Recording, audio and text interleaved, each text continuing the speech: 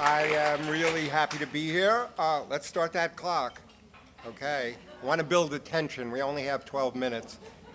Okay, that's very good. I'm just building it now. I'm really happy to be here. I'm subsisting entirely on coffee, which actually comprises most of my personality. And because I drink so much coffee, I was at my cardiologist the other day because coffee gives you an arrhythmia. And I'm hooked up to the table and everything with all the dials and everything.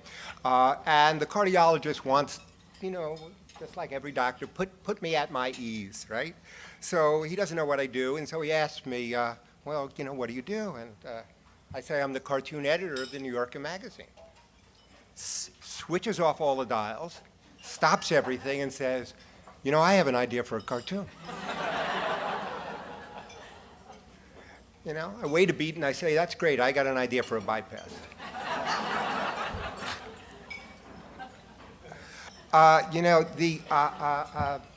The thing about just the professional I am, naturally people, have ideas for cartoons for me, and some of them are actually cartoonists. But often it's, doctors, lawyers, accountants, many people here, they'll wake up in the middle of the night and they'll picture, two bears on a desert island, talking to a nun on roller skates. And they'll feel the need to share this idea with me. Sometimes I'm not quite as receptive as I should be. Some examples. A few years ago, Norman Mailer calls the cartoon department, and my assistant says, Norman Mailer would like to come in to show you some of his cartoons. I said, I think he has the wrong department. I think he wants fiction. He says, no, he comes in. So Norman Mailer comes in, and I said, Mr. Mailer, you do cartoons? And he says, well, they're not exactly cartoons. And he was right. They weren't exactly cartoons. Little squiggles, faces with little writing underneath it. And later he published these in a book called Modest Gifts, which was very aptly titled. Another instance is David Mamet. So David Mamet, when I became cartoon editor in 1997, sent me a note saying, congratulations on becoming cartoon editor. I've taken the liberty of sending you a bunch of cartoons, and I sent him back a note saying, thank you very much, I've taken the liberty of sending you a play. Now, I know this makes me sound like what I am, a snotty, elitist smartass. And really, I plead guilty, but really look at it a little bit from my perspective. One perspective is that I do a lot of rejecting, clearly, of people's cartoons, but I have been on the other side, way on the other side. Between 1974 and 1977, when I finally sold a cartoon to the New Yorker, I submitted 2,000 cartoons to the New Yorker. 2,000. I'll talk a little bit about that later. So don't give up.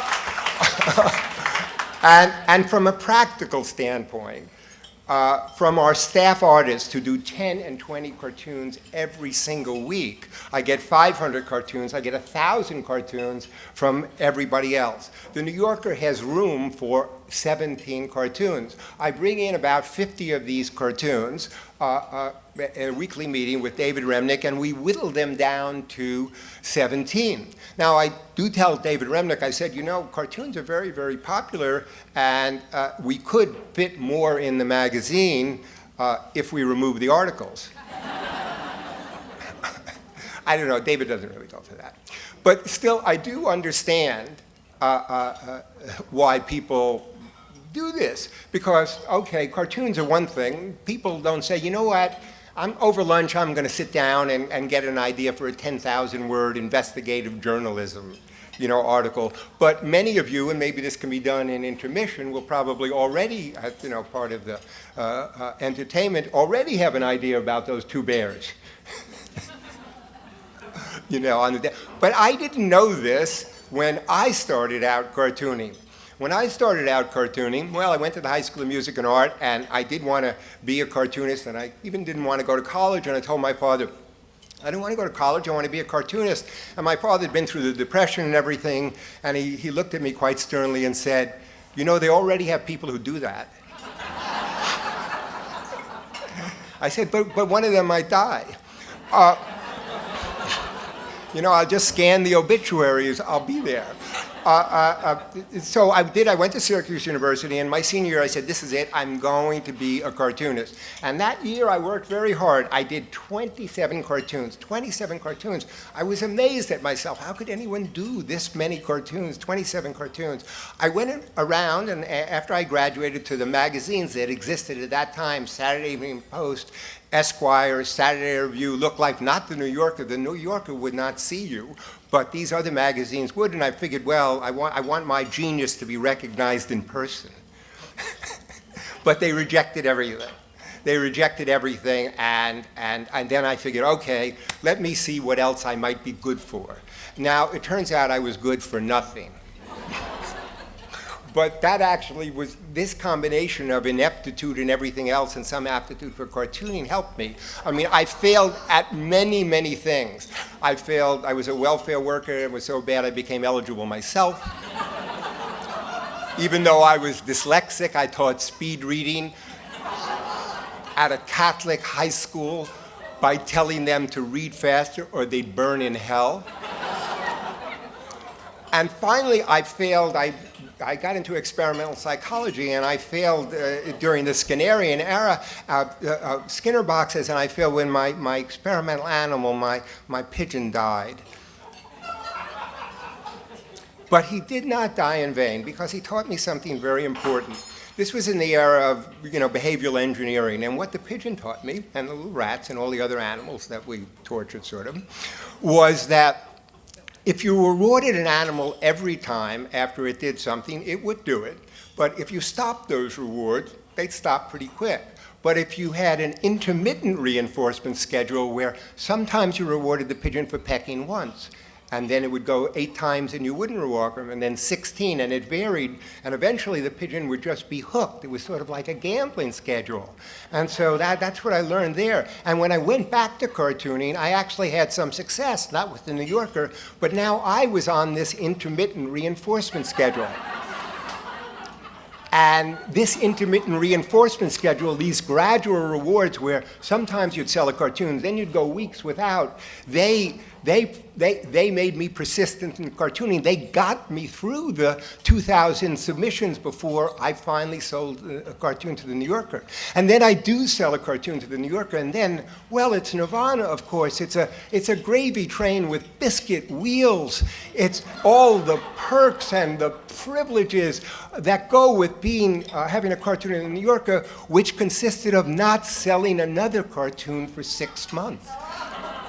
But then I do sell some more, gradually back and forth, and now that's the schedule. And once again, I'm completely hooked. I'm addicted to cartooning. And then I get a contract in 1980 to be a staff artist, but it's still pretty much the same thing. And that's how it was in that era at the New Yorker. That era was where it was sort of a don't ask, don't tell, and that you never asked why you weren't selling.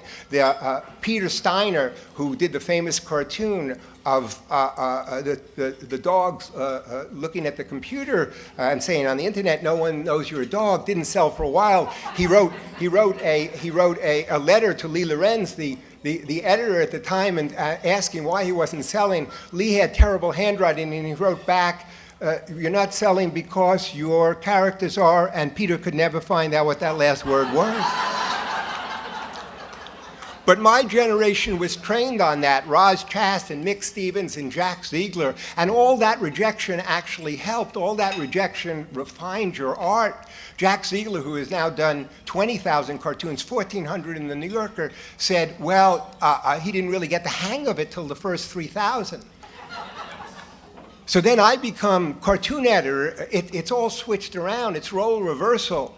And it's great, except it's not, it turns out not to be great because I have this veteran staff who just submitting stuff, but new cartoonists are coming to me. I'm telling them my tale of rejection and redemption, but they're not inspired by it. They're horrified by it.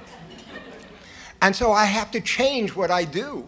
I have to encourage these cartoonists. Instead of being silent, I have to become a blabbermouth. I tell them, about cartooning and how to do it. And I give them the rules. The punchline comes at the end, the triple. I started my vegetarianism for moral reasons, then for health concerns, and now it's just to annoy people. No funny names, throttle bottom or anything like that. So I encourage them. I give them all this moral reinforcement, but I have to give them real reinforcement as well, just like me, just like the pigeon, or they'll extinguish, they'll just stop. So you know what? We cut them a little slack. We accept maybe a cartoon that we didn't accept before because to encourage the people. And so a new group comes in, a new group, Zach Kamen and Drew Dernovich and Matt Diffie and Emily Flake and Carolee. So now there's a whole new generation of cartoonists doing it. But once, at a certain point, I stop cutting them the slack. They have to be subject to the same rejection that all the other cartoonists. Why? Not as hazing, but really to improve their work. And I tell them, I say to them, I said, rejection will not only make your cartoons better, it will make you a better person. And they say, really? It will make me a better person? I said, absolutely. Look how much better it made me. Thank you.